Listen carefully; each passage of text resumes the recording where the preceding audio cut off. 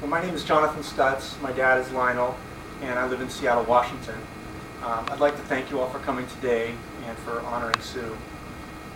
When I was a young boy living in Atlanta in the late 1960s, I would often spend my weekends with my dad and Sue, and some of my best memories I have with Susie are the summers I spent up at Lake Lanier on their boat. In 1970, when I was 10 years old, my mom and my sister and I moved to Seattle. My visit to Atlanta with Dad and Sue became less frequent once we moved to Seattle. I would visit them for 2 or 3 weeks during the summer, from the time I was 11 until my freshman year of college. In those 7 summers, Sue and I got to know each other pretty well. We became pretty close, and to Sue's credit, even though my parents were divorced, she always supported my relationship with my father through all those years. During my visits with my dad, he would go to work during the work week, and maybe once or twice during my visit, I'd join him at the office. But mostly I hung back with Susie. We'd have lunch together, play gin rummy for hours, and Sue was very sweet and kind to me, always. Always treated me well, entertained me for days on end during the work week while my dad was away.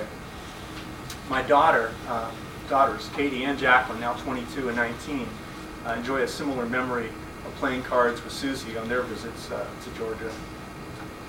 But when the weekend arrived, that's when the fun really began. We'd pack up the car and head up to Lake Lanier and spend the weekend swimming, fishing, and cruising the lake with friends, and often I'd get to drive the boat, a passion I still have today in Seattle with all the water and boats we have up there. Dad and Sue had a number of boats over the years. At least 2 of them were named for Sue, the Sweet Sue and the Sweet Sue 2. We had a lot of fun times fishing and cruising the lake, hanging out with each other, sharing meals, jokes, just relaxing. I had my first beer up at Lake Lanier. I've shared this story with some others, and with Dad and Sue, and I still remember those little 6-ounce Miller High Life bottles. And every time I have one of those, I think back to those days. It takes you right back. Sue was a relatively quiet woman. That's relative to the rest of my family. Very sensitive too.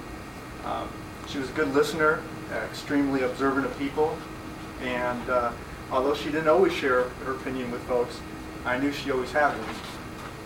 She was also a very independent thinker, had her own ideas about people in the world, and began to open up more to me as I shared more about myself with her, and we became closer. We enjoyed a lot of rich conversations over the years together.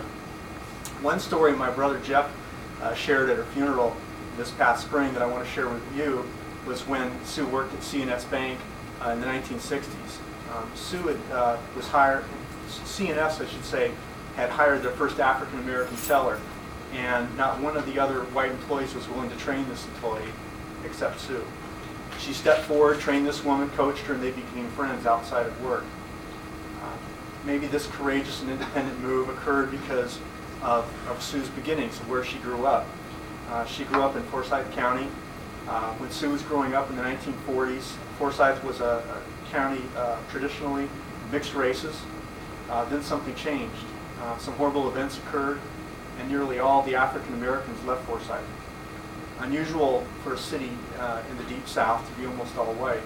Sue remained independent in thought and action, and did not allow the prejudices of Forsyth and those around her to affect her thinking or her actions throughout her life.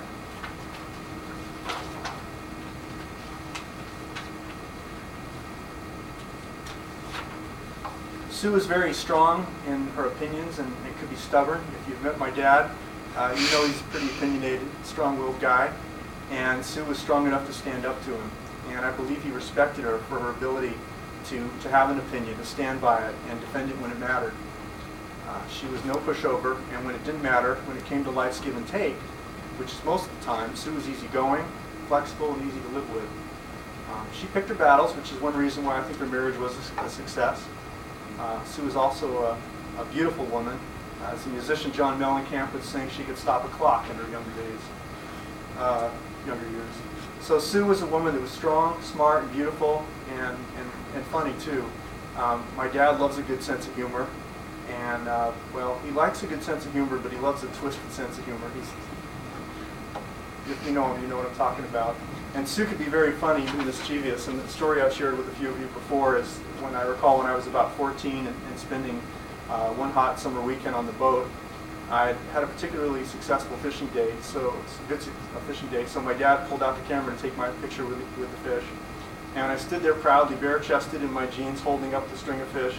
And Sue stuck up behind me, and before the picture was snapped, I reached under my arm and yanked on my underarm hair.